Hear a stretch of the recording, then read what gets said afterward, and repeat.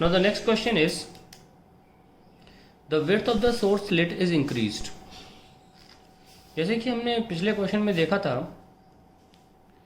कि एक रेशियो होता है जो बड़ा इंपॉर्टेंट होता है,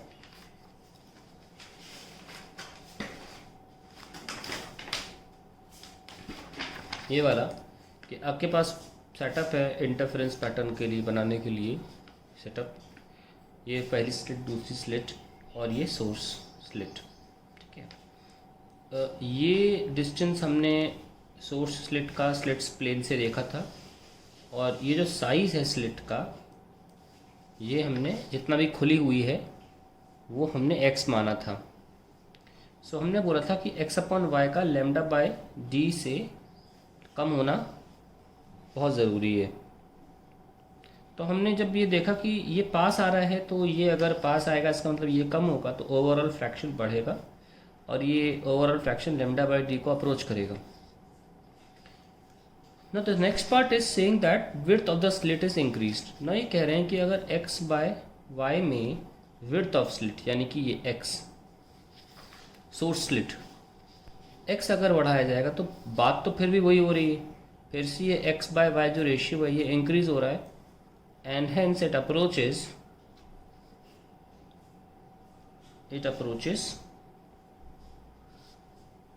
lambda by d. तो you can have the same explanation that the fringes will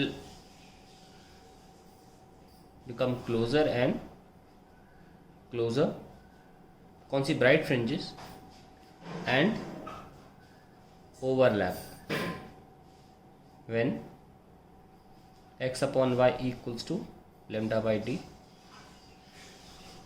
overlap, and when x/y equals is greater than lambda by d, then there will be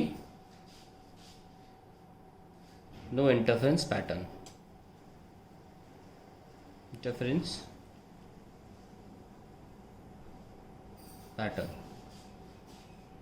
तो x/y equals to lambda by D पे तो चिपक जाएंगी और उसके बाद pattern बचेगा ही नहीं। खैर, अब अगला पार्ट देखने जा रहे हैं। The monochromatic source is replaced by a source of white light. ना सपोज हम वाइट लाइट को यूज करते, तो यहां से हमने अगर वाइट लाइट यूज करी है, तो सेंटर पर सारे के सारे कलर्स, कॉरेस्पॉन्डिंग कलर्स, मतलब यहाँ से और यहाँ से समान दूरी ट्रैवल करने की वजह से पाथ डिफरेंस नहीं होता है। हम बताएं कि अगर पाथ डिफरेंस नहीं होगा तो फेज डिफरेंस भी नहीं होगा, और फिर इंटेंसिटी जो रहेगी वो मैक्सिमम रहेगी। दूसरी बात, क्योंकि सारे के सारे कलर्स एक ही ट्रैवल कर रहे हैं, सारे मर्ज होके हमें ब्राइट यानी कि वाइट लाइट ही वापस देंगे, ब्राइट वाइट लाइट ही सेंट्रल पे देंगे। तो अब मान लीजिए इतना रीजन हमारी ब्राइट फ्रिंज का घेरा जा चुका है। अब जो बारी आती है अगले की, वो डार्क की आती है। अगर नोटिस करें, डार्क फ्रिंजेस के लिए कंडीशन ये होती है कि या तो लैम्डा बाई 2 हो या 3 lambda by 2 and so on. लेकिन ये पहली डार्क फ्रिंज है, तो पहली डार्क फ्रिंज के लिए this is the condition. Second वाले के लिए ये होती, थर्ड वाले के लिए 5 लैम्डा बाई 2 होती, पहले वाले के लिए lambda by 2। First dark fringe. Now we have a collection of all colours, तो we have the possibility of the dark fringe. किसकी बननी ज़रूरी है, किसकी बननी चाहिए सबसे पहले? अगर हम देखें एक वेवलेंथ के ऑर्डर में देखें, तो violet has the least wavelength. Violet, lambda violet is less than lambda indigo and so on up to lambda red.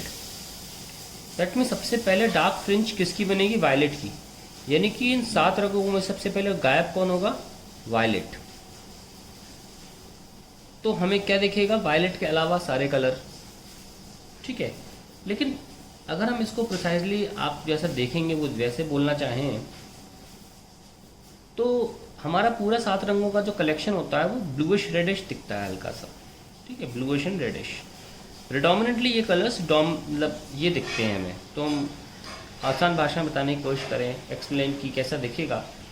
Violet यानी कि ब्लूइश पोर्शन जो है वो गायब हो जाएगा और रेडिश पार्ट अवेलेबल होगा दिखने के लिए, ठीक है, बिकॉज डार्क फ्रिंज पहले ब्लूइश पोर्शन की बनेगी, ब्लूइश पोर्शन की बनेगी। तो पहले हमें रेड दिखेगा। सो सेंट्रल फ्रिंज के नियर एंड पर रेड होगा और ऑब्वियसली बाद में इट विल बी ब्लूइश। तो ये पैटर्न होगा हमारा डार्क फ्रिंजेस का। तो डार्क फ्रिंज कोई होगी नहीं, उसकी जगह पर रेड से स्टार्ट होगा और ब्लूइश की तरफ ख़त्म होगा। That will be your pattern for the other dark fringes. So I will write here that the central bright fringe